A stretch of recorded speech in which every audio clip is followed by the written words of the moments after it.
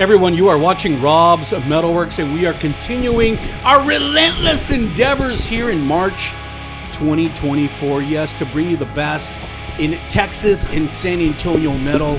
And it brings me great pleasure to welcome to the show a band that I found out about this past year because I love what they are doing with their doomy, stony, fucking typo negative-y, anthem-y, Roman Catholicly, all kinds of crazy stuff in this doom, and I love it. Brings me great pleasure to welcome the mastermind. Yes, the mastermind, Mr. Michael Alcala of Marble Orchard. Sir, welcome to our show. Thank you for having me. Great to have you. Thank you for having me. It seems like we were talking about this interview like months ago, and now here we are. now we are. Is it just me or is time going by really fast? Too fast. You know it's March already, right? Yeah. I don't know what happened. I'm already like getting ready for Fiesta and shit. Exactly. That's next month. I know. But thank you so much for being here. And you know, as I was telling you off camera, you know, I didn't really know what to expect from you personally because we've never met. But I'm a fan of your music, man. I'm a fan of what you're doing musically, and especially with Marble Orchard. And when I heard this record, I was like, man, this is pretty fucking cool. And I know and we'll get to this later, but I know our conversation started with the band that you front, Black Jackyl, right. And then it kind of segued into this. And, you know, despite the fact that this record has been out since last summer, I was kind of new to it this year. So when I started jamming to it, I was like, whoa, this deserves some recognition and definitely a conversation. So I wanted to invite you on the show to give all the people out there, not only in the Lone Star State, but around the world who watch our show, the insights on this kind of music that you're putting out under the Marble Orchard name. So first of all, I know you're a veteran. And I know you have long roots in San Antonio metal. Mm-hmm. So let's start there. Share a little bit about your summarize your history in San Antonio metal. My resume? Yeah. First band was Woman Thrower. That was a crossover. Woman Thrower. Yeah, Woman Thrower. That's not gonna fly, today. But you'd be canceled, bro. Yeah, that's why it doesn't exist anymore. But I mean, it wasn't like too crazy. It was just a joke band. It was my idea was every thrash band has that one joke song on the album. I was like, well, let's just do a whole album of joke songs. Yeah. So we had like Too Fat to Fuck and Amazonian Party Women from the Planet Beer and, crazy things like that. So, yeah, that was fun. But, I mean, yeah, that turned into Black Jackyl. I want to say, 2018? Kyle approached me and wanted to do something a little different. And I kind of wasn't doing anything at the time. So I said, yeah, let's do it. The only thing I was doing was Goat Bong. And I've always had my own little side projects. That's kind of what became Marble Orchard, was Goat Bong. And Goat Bong was, again, it was kind of just like a joke title at the time. I was in my Woman Thrower kind of phase. I was like, it'd be fun to write stoner metal type of riffs just for the hell of it. And then it kind of grew legs and was like, this is actually pretty good. So it kind of evolved into what Marble Orchard is now. Black Jackyl kind of seems like it has kind of taken off in our city. I remember hearing a lot about Black Jackyl, and people were like, Rob, you need to check this band out. And when I started doing my own research, aside from all the names that you just mentioned, the other bands, I mean, it seems like Black Jackyl is kind of also a big project for you. Yeah, that's been my mainstay since Woman Thrower, really. And would you say that is a black metal band or black thrash? Black thrash. There you go. Black thrash. Black and thrash, like black and tilapia. Have you ever heard Pantheon's Black Thrash song? Yes. Yes. You better. Yeah. Right. Yeah.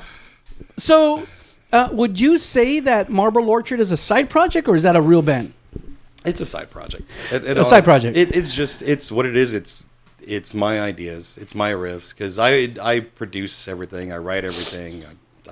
I wear a lot of hats in this band. Sure. But and the beautiful thing now is that with the technology available to musicians, you can do it. Exactly. You can do it all. No, I preach this to every band I ran to. I was like, why aren't you recording your own shit? Like, why are you paying money to do this? Why are you paying money to do that? Like, there's so many things available to you. You're stupid if you're not doing it. Yeah. So for me, it's like with Goat Bong, it was like, this is how I'm going to teach myself how to produce music by writing it and producing it. And then, I got well enough to like, whoa, this is actually, pretty good stuff. And I can actually produce it to where it sounds good and it's listenable. So, yeah, that's kind of where I'm at with Marble Orchard. It's a passion project. It's definitely all my doing. It's I guess a side project from that, yeah. But it still has like ex-members from Black Jackyl. Devin Wilson, our lead guitarist from Black Jackyl, is also the lead guitarist for Marble Orchard. Our ex-drummer Hammer, Eric Hammer, is also doing drums for this as well. He's out in Pittsburgh.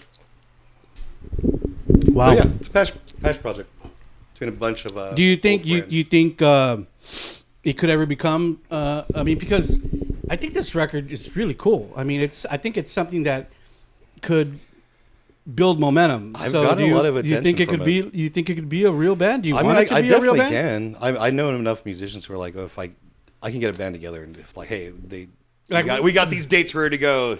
Hint, hint. Anybody who wants to hear us live, we got these dates ready to go, so I can get a band together and go play like nothing. But I really want it to be not a local band that plays every weekend or something like that. I wanted to be something a little bit more special. Sure, you know what I mean? Sure. Only play certain dates or only play certain things. I think those are the bands. I think the bands who adopt that strategy are like the coolest. Yeah, I mean, because like when they play, everybody's gonna go out. Right, exactly. It's like, when are you gonna see them again? Yeah. Even if you just play in San Antonio. Right. Even if we did that, even if it was just like around Halloween, which is kind of what I wanted to do with Goat Bong, but it just never panned out that way. But yeah, if we were offered something, and I can definitely make it happen. Sure, that's for sure. But it's more just like a passion project. I did it at this point in my own studio by myself. It's all me. So I remember one of the things that I initially found intriguing was the name Marble Orchard, and then I saw the artwork and I got the relationship to like a cemetery. Why did you? What is significant for you about that name and the symbolism that it brings to mind? I mean, the biggest concept with the band is a lot of Spanish Catholic iconography. You know what I mean? So that's deeply related to graveyards and. Is that because you were raised? I mean, you're from San Antonio. I mean, obviously you were raised Catholic. I was raised Catholic. I'm not religious I don't want to anymore, assume of anything. course.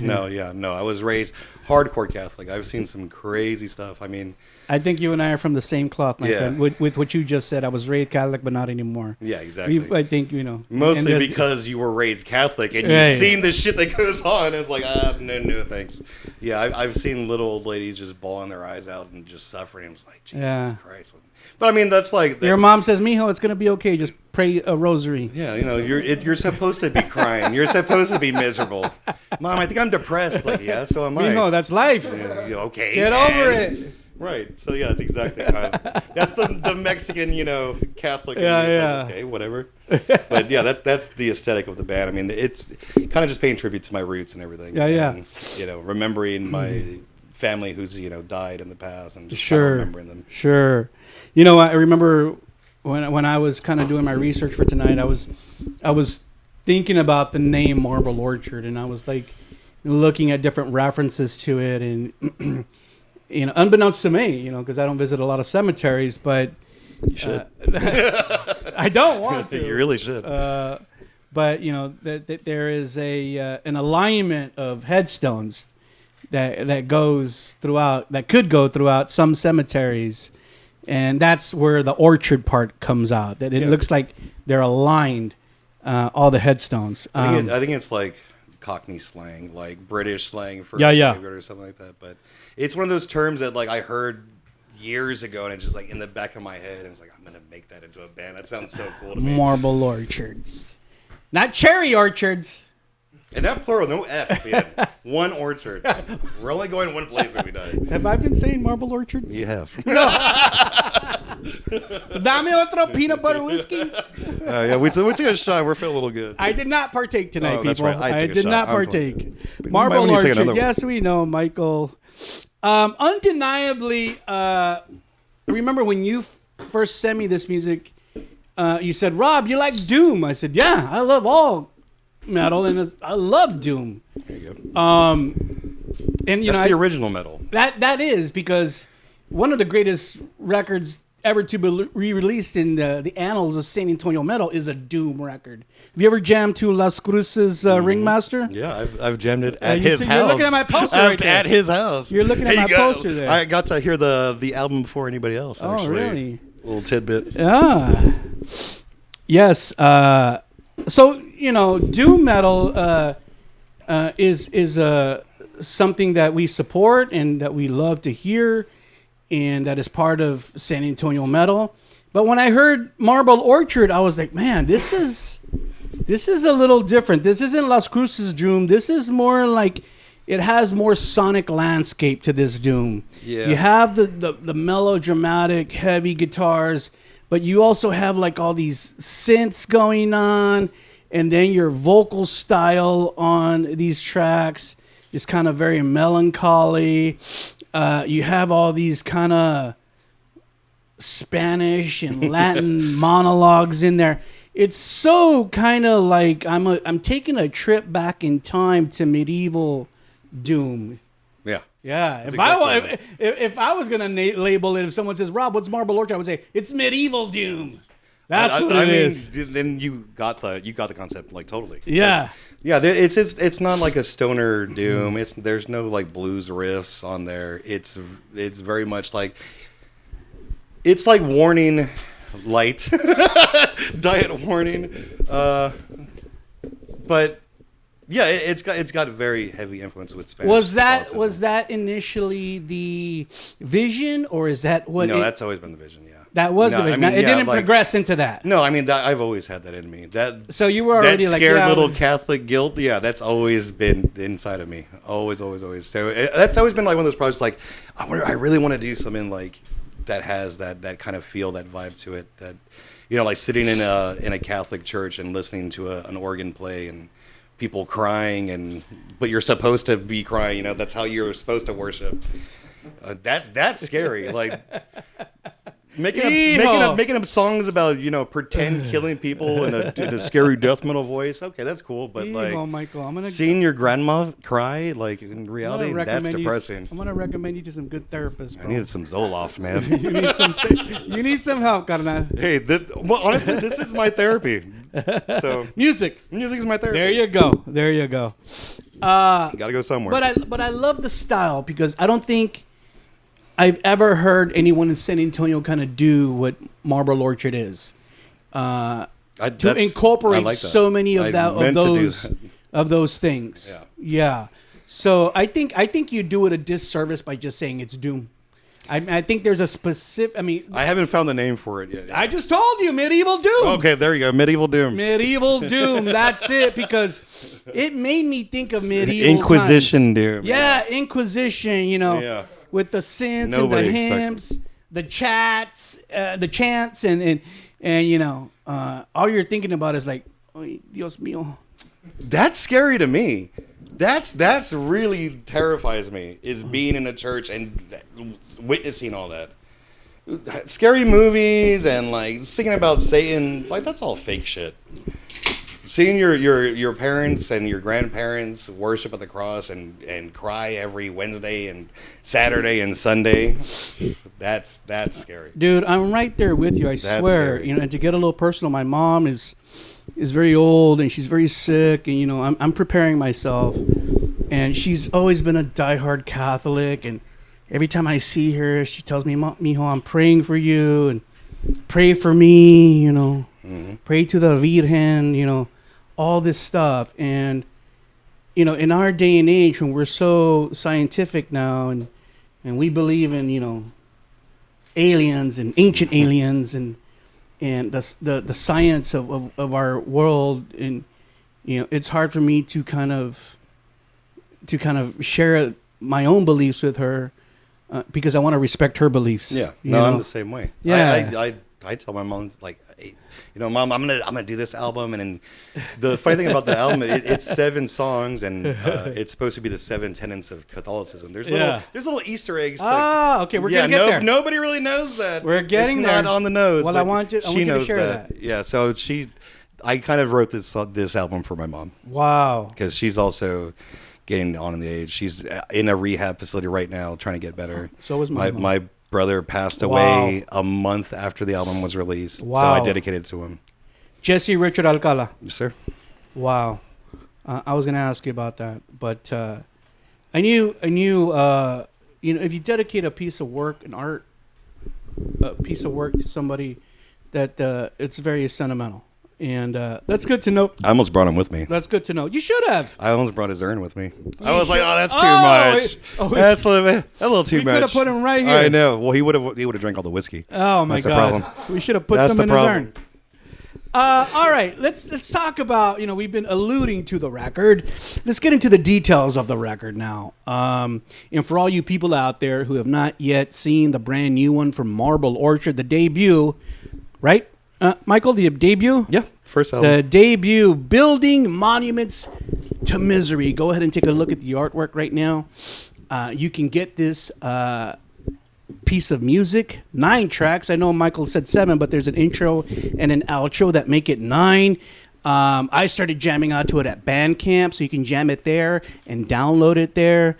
Mike, is it anywhere else? It's everywhere. Spotify, Apple Music, YouTube Music, Deezer, whatever that is. Yeah. iTunes. Yeah, everywhere. iTunes, everything. iTunes. Everything. Okay, people. It's out on all music media outlets. Be sure to go download it and jam it. If you dig doomy music from here in San Antonio, you're going to love it. I love it very much. So, once you get it, send us your comments and let us know what you think about it. Don't plan like a pool party around it either, like something like that. Like you gotta listen to stuff by yourself. Like, hey guys, come and hang out, listen to the new Marble Orchard. Then everybody's crying at the end of the day. Mike, with as I aforementioned, there's so much sonic landscape in this music. So I was thinking to myself, man, there's a lot of layers here. Like, where did they record this music? Where did you record? My bedroom. Oh my God. In my house, in my bedroom. Also known as Grave Obsession Studios. Grave Obsession Studios. Obsession Studios. Yeah. So you have become pretty savvy in recording and engineering your own music. I've been recording since 2007. And there's recordings out there from 2007. They sound absolutely terrible because I don't know what I'm doing. But I like that. I feel like, for me personally, it's like a journal.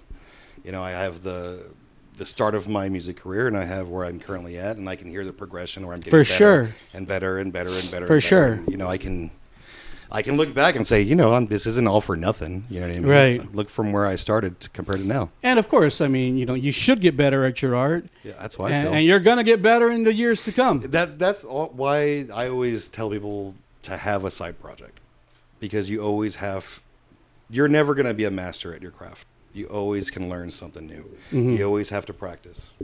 And if you get lazy, then it's going to reflect in the music. Right. But that's cool, man, that you kind of have control over how your music sounds. Now, you kind of also mentioned earlier that, and I can't remember, it was off or on camera, but you said, and I remember you emailing me, says, yeah, Rob, I had a couple of other contributors, even though you are the mastermind, you had a couple of other contributors help you with the record, like with solos and stuff like that. Can you kind of just quickly mention that? Yeah, Devin Wilson did all of the solos on it. And Devin is your bandmate in Jackyl? Devin is our lead guitarist Black Jackyl. Yeah. Excuse me, too much beer. And drums and stuff like that? And our drummer is Eric Hammer. He was our old drummer in Black Jackyl before Colin Rios right now. He had to move to Philadelphia, but he's still at it, and he sends me. Did he do those? Did he do those tracks over there? Yeah, he does them over and there. And then just sent them over. Wow, that's cool. See, there's no excuses not to make music. Exactly, but I know Colin Rios. Yeah. And I know he's fucking sick. He's an amazing drummer. And I know he's a fan of Rob's MetalWorks, and I have a lot of respect for that kid. And Colin, if you're watching tonight, hi Colin. I'd love to hang out with you more, man. Me too. I remember. I think the only time I saw him or met him was a couple of, 2-3 years ago. I had a barbecue here at my house, and he showed up with Brian Eckerman. Yeah, he never comes to my barbecue. He came to my barbecue and hung out. And we didn't get to chat much, Colin, but I really would like to chat with you, man, because I think you're a great drummer. No, he's a total sweetheart. Yeah. You did, like I just mentioned, you did like an intro and an outro for the record. So the intro, the gathering rites, right, kind of is setting the tone for this record. It's I forget exactly what it's like. It's in Latin, so of course I'm not going to remember it. But it's like it's how they start the mass and how they end the mass in Latin. Yeah, exactly. And so is the outro. Ita mis. Yeah, sure. Close enough. I don't speak Latin. That's a dead tongue. Yeah. I thought they were so cool. It kind of reminded me of again, like medieval times. Like, you ever watch that movie Excalibur? That's one of my favorites. Oh, that's my favorite movie. Dude, we like a lot of the same shit. We like a lot of the same shit. You realize Liam Neeson's in that movie? Yeah. That dude is like an immortal. Okay, dude, let me I'll edit this out. What was his name in the movie? Uthgar. No, Uthgar was the dude's wife. His name was. What was Liam Neeson's character's name? Remember, he accused the queen. Don't grill me, Doc. Come on, I should know this. You should know this. Uthgar's the one he's lusting after his wife. Gawain. It's Gawain. It's Gawain. You see? I know that movie. He's Sir Gawain. That's right. He says, Gawain, you dare accuse the queen? I must have her. Dude, Gawain. That song that plays. Gawain. I've been trying to add that to a song. You ever heard Mortis? Yeah. Mortis has a record where he used so many samples from that movie. You ever heard it? I don't think I have. Oh, I'm going to play it for you before you leave. There's a record that Mortis did. He's from Sweden. He's the guy that wore the goblin mask. Right. He did a record. To his face. He did a record, and his first record, I think, his first real record. And he uses so many samples from that movie. There's a lot of good samples. And it's all... Look at Adnan Nathrak. Yeah, exactly. Why does Adnan Nathrak exist? Because of that movie. Do you know the charm of making? Adnan Nathrak. I don't know. It's kind of close. That's close Almost enough. there. I got 2 out of 3. You wouldn't have made shit, though, but it's all right. The dragon's breath is not surrounding. All right. That's cool, man. That's very cool. Let's talk about lyrical themes, because I think, lyrics are so important, and I think a lot of people pay attention to lyrics. And when I was kind of listening to this record and kind of hearing what you're singing about, it again, it has to go with the mood. So it's pretty ominous, and we who were born to suffer. Exactly. So we're suffering. We have to confess our sins, and we have to seek penance, again, under the Roman Catholic kind of moniker. And the Catholic Church kind of, embodies that, that we all have to go and confess. My mom will still ask me sometimes, Mijo, have you gone to confess? Like, when was your last confession? And I'll be like, Mom, when I was like 25, I think, right before I got married. Forced me to, Mom. Exactly. That's the last time. No, I confessed right before I got married, because I had to confess before I got married, because when I got married, I got married through the church. Yeah. Yeah. And once you go through your whole catechism and you go through the whole thing, you have to do it. Like there's no ifs, ands, or buts. But I've had to repent really bad with the Catholic Church because I lied to the priest. Eesh. Yeah, I'm gonna go to hell, bro. I did lie, and I'll probably edit this out too. But I'm gonna tell Mike. When I got married, my wife, who I was marrying, had done her first communion, and then had done her what's the one after the first communion? Communion and then confession. She had done confession. So I had done my first communion, and I remember my wife's family, my wife and her family wanted us to get married to the church, and the priest said, "Rob, have you done your confession?" I said, "No." He goes, "Well, I'll marry you through the church. I'll still marry you, but you have to promise me that you'll do your confession within 2 years after I marry you." You didn't do it. I didn't do it. You want to do it now? No. In front of everybody? I didn't do it. It's okay. Never did it. I never did it. And that's probably why I got divorced. I mean, I don't blame you. I didn't lie to my church. My church was they were just evil. I remember in my CCD class, if we want to go back to that. Oh, no. I remember my True CCD. Confessions from Michael Alcala. I know, too. Here we go. I told you need a therapist, bro. I'll be your therapist. Go for it. Can I lay down on the couch? So my CCD teacher pulled everybody out to the parking lot to show off her new Jaguar. I'll say it again for those who didn't hear in the back. Our CCD teacher stopped the class to show off her new Jaguar. And what did she say? You peasants will never have one like this? No, all the dumbass kids in the class were like, "Oh my god, that's so cool!" Blah, blah, blah. I was like, "What happened to being meek and the meek shall inherit the earth and pride and all that?" Exactly. She didn't like that, so I think that was like my last days in those classes. Wow, our world is kind of crazy, and I remember my fallout with the church was when all the initial whole sex scandal kind of happened, the child molestation cases that were popping up all over. Stopped. Yeah, but I'm talking about when it first happened.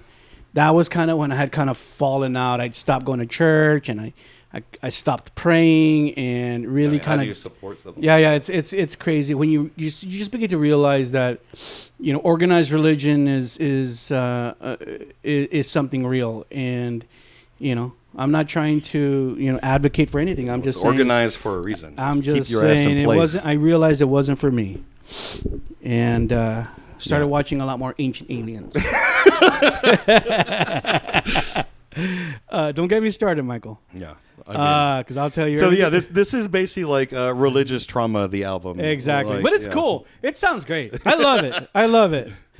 One thing that I found cool, the record came out in July of last year, but what I realized after I was looking into it was that you had released some singles off the record. Mm-hmm. Yeah, and I thought it was really cool when I started looking into the singles that you had released the singles and then kind of done a specific piece of artwork that goes along with the single. With each one, yeah. Yeah, that's cool. Yeah. Not a lot of bands do that.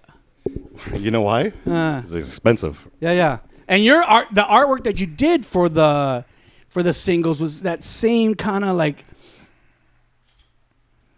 ancient medieval Catholic-y kind of art. It was really cool. I mean, you just had to do a little deep diving and researching into, Catholic iconography. There's a lot of really cool shit out there. So you found some, and you had obviously it wasn't cheap. You said. Well, I mean, I didn't have to pay for anything. It's all public access once it's a painting. So okay, so it's all free. You just got it, huh? I'm just saying, if a band wanted to make a art for every song, it's going to cost you money.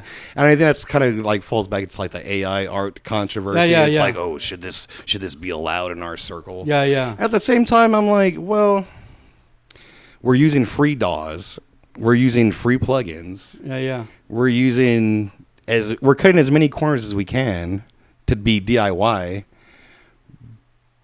but now the art is taboo.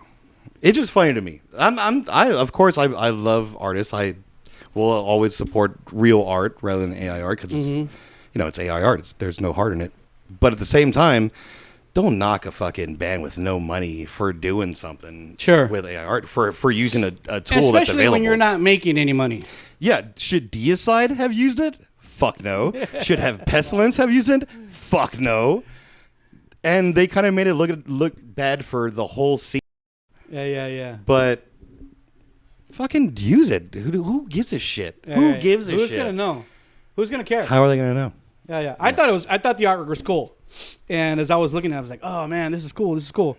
Okay, let's move on. Thank you for sharing all that info on the record. Again, people, the name of the record is called "Building Monuments to Misery." Go look for it. We kind of foreshadowed this earlier, but. Obviously, the band as Marble Orchard has not played any shows. No. Would you like to do shows? If there's a demand for it. I mean, like I said, it's a passion project. It's not. Think, like, it's how, not how like, are you oh, build we're a demand we're for we're it if you the don't we're put the it out bar there? band that plays on Thursday, and they sing about his grandma dying. Like, that's not. No, there's no room for that. It's more sacred than that. Yeah. So if there's a demand, if there's a real want for it, then I can make it happen in a heartbeat. Yeah. I mean, I know so many musicians. I know so many people in my circle. That I think you should do it, bro. I mean, don't wait. But do I want to play every little band? And no, this is not what it's for. Do it. Do like a show. That's what Black Jackyl's for. That's what other things. That's why I have those outlets to play bar bands and to to have fun and do that. And I have my personal projects to do the things that I really want to say and the things I really feel. One in the spring, one in the summer, one in the fall, Mike. There you go. There you go. That's the plan, bro. I would do it. If I can get a promoter out there to make it happen, I'll make it happen. I would do it. But I mean, if there's a want for it, shit, I'll make it happen. Let's. I'm sorry. I was remiss before we left the record, and I know that you had messaged me about this. And are you interested or in the process of trying to get Marble Orchard signed to a label? Is that something you aspire to? I've been putting a lot of feelers out there. It's funny because when the album first came out, I have my ways to come across an AR list of emails that I probably shouldn't have, and I heard back from Century Media was the first person who messaged me back about it, and they were all for it.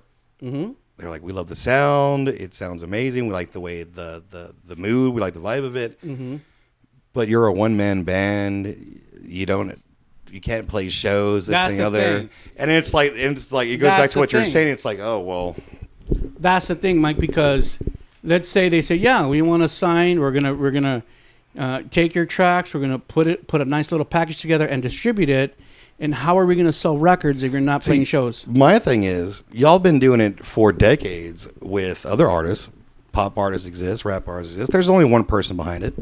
Same thing that I'm doing. Yeah, but metal's different. Metal's different. You have to be out there playing shows to sell records. That's the grassroots of it. And that's I'd say yes and no because the tide is turning. It's 2024. I mean, but the guys who are running those labels, they're old school guys. Guys. I know all those guys, Mike. Trust me. I know all those guys from Century, from Roadrunner, from Napalm. I know all those guys, and they're all old school guys. They do things the old type of way. They do things the old school way. I totally understand it. Yeah. I totally understand it, and it's all grassroots. Yeah. I can only do so much, especially with an underground metal band. Yeah, for sure. I get it. I totally understand it. Like, I told him, I was like, yeah, I understand. I'm one person making music. It's a gamble. You should have lied. I would have told him, yeah, I have a whole fucking band. I told him, I was like, if you want a band, I can have a band in a second. But he was also like, well, there's no Spotify plays and there's no blah, blah, blah. Yeah. I was like, the album's been out for a month, dog. Yeah. Like, yeah, exactly. What do you want me to do? Exactly. But that's what I'm saying. Get a Facebook, man. Anything helps. Anything helps. That's the other thing that people don't realize with bands is that with bands, you have to wear so many hats. You don't get to just be a band. You don't just get to make music.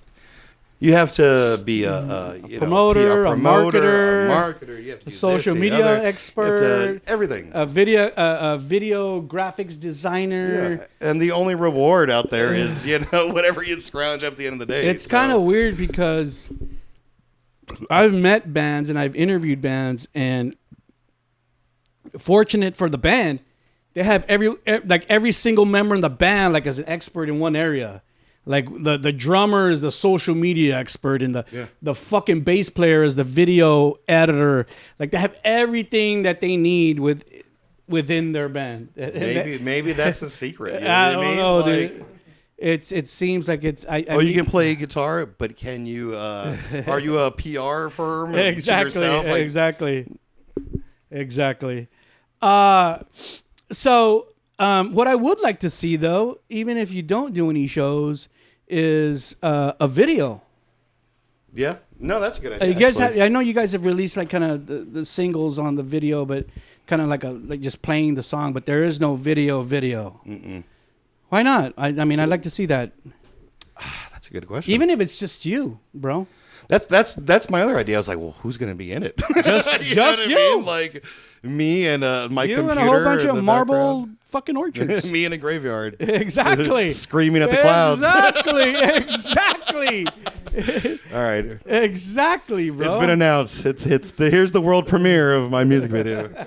It was my idea. Yeah, at the very end, he'll Give be credited. me credit, Robert Chavez. MetalWorks. Exactly, Robert MetalWorks.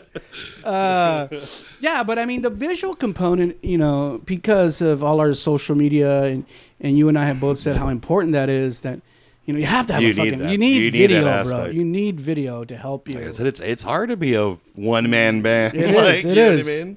It is. But I'll be frank. If I had that record under my belt, I'd be like, all the work that you put into that record, just artistically and just because of sentimentally that you put into that record, it deserves that back end support. I'm just bro. selfish. Like I did it for myself. Yeah. You know what I mean? Yeah. Like I'm glad it exists because I get to listen to it. That's enough for me. But yeah, you're right. I need to do a little bit more, and I need to I'm gonna make a music video. Dude, and you can find guys No, that'll make a video for you for like can. nothing. I definitely can. I think Nothing. CJ's in the background. There you go. CJ, you've been hired. He did our Black Jackyl video. So Isn't that a cool poster? It is actually. That is a cool fucking poster. Off camera, I'm going to tell you the story about what was his ex-girlfriend's name? What was her name? Sarah. I'm going to tell you the story about when CJ and Sarah came over here to interview. My God, it was crazy. Can I go grab another beer? Yeah. Michael, thank you so much for all that you're sharing and all the laughs tonight, man. But as we end out, just a couple of more questions. First of all, I remember when we talked about finding a label home for this record, you had kind of talked about like, oh, Rob, I'm already kind of thinking of a follow-up. Mm-hmm. So do you already have new music for New Marble Orchard? I do, actually. Oh, my goodness. Yeah, I'm in the middle Tell us a little bit about that. The new album. I think I'm going to go with Ruminations of Ruin. It's going to be the title of the new album. Wow. Reminiscence of Ruins. Ruminations of Ruins. Got to ruminate on it. Wow. Yeah. How far along are you? I think I have 5 tracks. Nice. And I'm shooting for maybe around 9 tracks like the last one. Maybe 10. Kind of along the same vein as Building Monuments? Yeah. Exactly. Like I said, with the first one, it was 7 tracks, the 7 sacraments of Catholicism. Yeah. This one might be 10 tracks, or the 10 beatitudes of Catholicism. Wow. So, more Easter eggs that nobody cares about, or nobody realizes. That's a little deeper than I know off the cuff, but I mean, it would definitely help me look deeper into I just like adding those little things. It's like, oh, there's a deeper thing here once you like scratch the surface. Yeah, and the big kicker, or the clue with the first album is the 7th song is Oils and Incense, which is the 7th sacrament. Yeah. So if you look back, every song is a different sacrament. Do you kind of, with all the turmoil that's happening globally, between countries and do you think about something apocalyptic happening in our world? Do you think about stuff like that? Definitely. What do you think? Fuck it, I'm ready to die. Who gives a shit? I'm Catholic.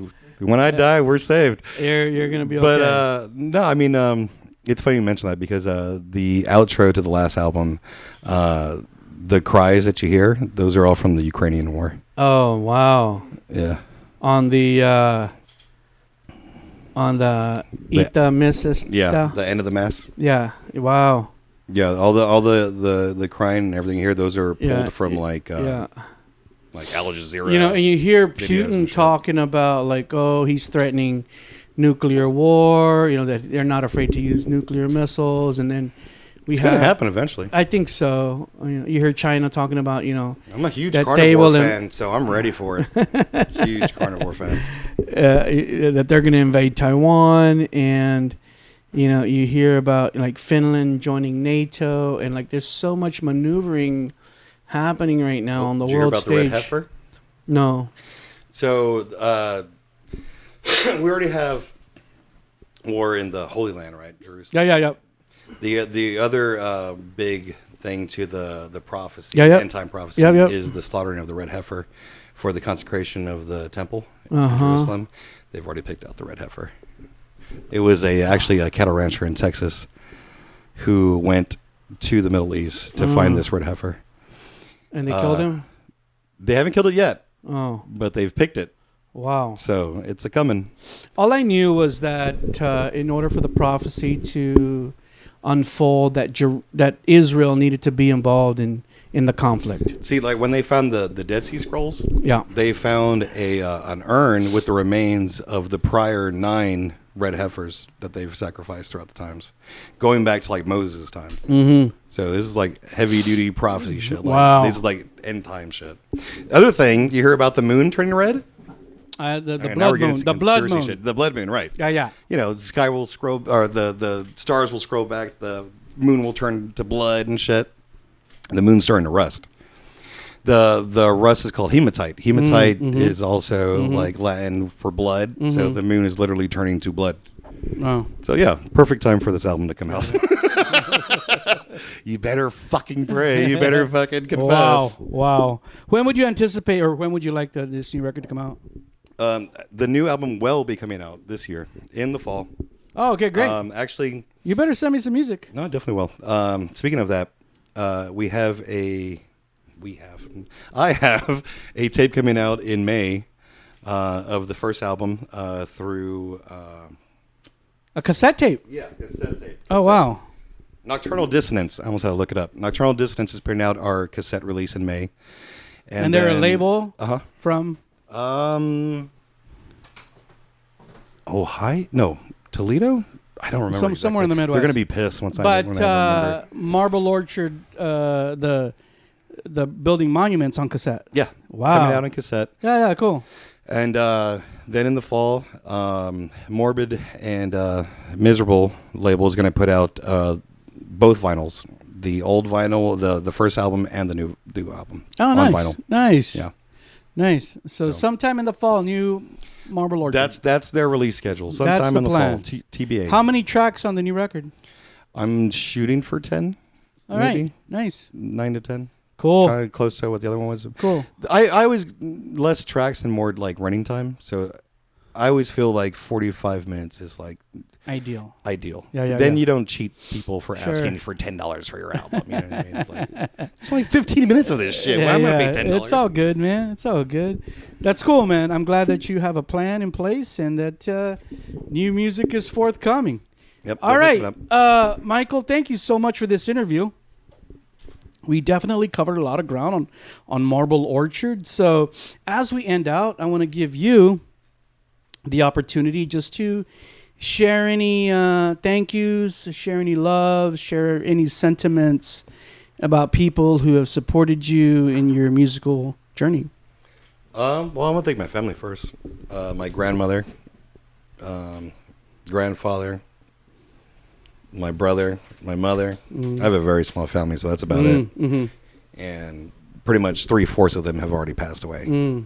So I don't want to say, but I don't want this next album to be dedicated to my mother. But if it needs to be, it might have to be. But yeah, I wanted to say thank you to the entire San Antonio metal scene. I've been playing music here for a long time. A lot of people know my face now, even though it's usually covered in paint in Black Jackyl. But yeah, I just want to say thank you to everybody. Thank you for supporting. Thank you for having my back. Thank you for having a beer with me. Thank you for sharing laughs with me. And you brought something up that I was remiss not to ask. Is because initially when we started this interview, I said, Mike, I know you're a veteran of our scene. So talk a little bit quickly about how you feel about the San Antonio scene at this point in 2024, as you've seen changes and progressions and people come in and people come out, venues come in, promoters go out. Talk a little bit about how you feel about that. I don't know. I'm kind of jaded. When it comes to that because I've seen the ugly sides and I've seen the good sides because I've been playing music for a good while. Yeah. And I mean, San Antonio's always a supportive scene. There's always an underground scene here. Doesn't matter what, you're gonna find people who are into the music you like. The thing that I don't really 100% agree with is maybe just like the lack of going out to underground shows.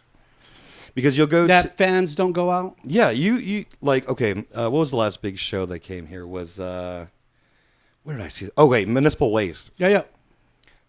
That crowd was packed with vests I've never seen in my life. Yeah.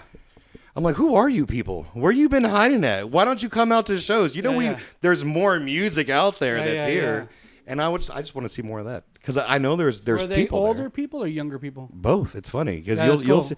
I was out at that show because we interviewed Goal, and I saw a lot of young people, like kids. Yeah. And I'm going to judge you. Why is your vest so fucking clean? Why is it so blue? Because you don't go to fucking shows. That's why. Go out. Have some fun. Yeah, look at that hat. Look at JB's hat. Oh, God, JB. See, there you go. That's how you know you're a veteran. Yeah, you're dirty as fuck. Wow. So, aside from, some of these fans not coming out to the smaller shows, anything else? What about the promoters? Promoters they're good. I mean, they can do what they can. Everybody's trying to make a buck. Thank you for saying it. I didn't have to. Yeah. I'm a musician, all right? Yeah. I make music. Yeah. Everybody is trying to make a dollar. Everybody's trying to make a buck. Everybody wants to make a dollar. I get it. And that's why I've been around long enough to see so many of these different entities. That's why people quit. Come and go. Yeah. Because they get bled dry. There's nothing left to give. Yeah. Like I try to give you music, but I have to pay for studio time. I got to pay for an artist. I got to pay to play some shows. You want to play with bigger bands? Well, shit, we need some feria. Yeah. You know what I mean? Like, it's hard, and people don't think about this. I've talked to kids like, give us advice to be a musician. Don't get a trade. Make some real money. Yeah. And then after I fucking, do this, blah, blah, blah. But yeah, I mean, they're like, it's good money, right? You're making money. I have a 9 to 5, sir. Like, I can't quit my day job doing this. I'd like to, but we don't live in Germany. Right. This metal is not as big in the States as much as we don't want to admit. Sure. But at the same time, we're kind of at fault because we don't go to shows. We boycott bands because of something they might have said in 1983 about something that you don't really agree with, and it's just stupid. It's so much trivial shit nowadays. It's crazy. The internet, it rules, but it also sucks because it just gives a grounds for the dumbest person to have a fucking platform. It makes a lot of things a lot more complex than they need to be. Exactly. And again, I think at the end of the day, it all goes back to relationships and knowing people's true intentions. I've always tried to keep our platform at a very high level of integrity. I've never monetized Rob's, never. And I've had countless... I was watching them on public access TV. I know he doesn't want to hear that and admit we're that old. But yeah, I was. No, to me, that's an honor, bro. I mean, I feel, humility when you say things like that because I know that our platform made an impact in people's lives back then. It did for me. And it continues to do so today. With so many of the young people who watch our show, not only the beautiful thing is that now, not only in our city, but all around the world, people who watch Rob's, I watch our stats and I see our stats of who's watching and, we have our second largest follower, our city, the second largest following city of Rob's is El Paso. Really? El Paso. And then that's a diehard city. That's a diehard metal scene. And I love El Paso and I've done a lot of events in El Paso. But, countries as well. Mexico. And I'll say this. Texas Brazil itself is fucking diehard. Of course. Because I played in Chicago. I played in L.A. I played a few other places. And there's not a fucking crowd like a Texas crowd. Nothing more rowdy than a bunch of crazy Mexicans drinking beer. Goddamn right. Goddamn right. Michael, thank you. Thank you. Thank you so much, sir, for coming over tonight and sharing all your info and your crazy banter and your insights. And honestly, bro, for sharing, I know you were kidding sometimes, but sharing a lot of your personal stuff in your life, man, that's important. And to be frank, I was sharing personal stuff too. You know, my mom is, I think, on the same bed as your mom, so I'm preparing myself too. And it's, you know, it happens. It's part of life. You know, I think that's kind of where this kind of music thrives at. Stems from. It's fun to have fun and you know, get drunk and listen to Slayer, but sometimes you gotta get really, you know, personal. Yeah, and that helps you. And you know what? If I was an artist, I think I would be doing the same thing you do for it to be therapeutic. Yeah, you know. Yeah, some people unfortunately do not have an outlet to. They have to go see therapists. You know. Or they do all shit kidding they aside, be doing. yeah, you know, they medicate and whatever. So whatever, man. But thankfully, you got your music, and you're able to share your suffering with us. I love it. Gotta go back to the fighting farm, back to the sanitarium. So remember, everyone out there, the man Michael Alcala and his band Marble Orchard have released a brand new record that came out less than a year ago, Building Monuments to Misery. Be sure to go pick it up right now after you watch this interview. You sold the man, only right here on Rob's MetalWorks.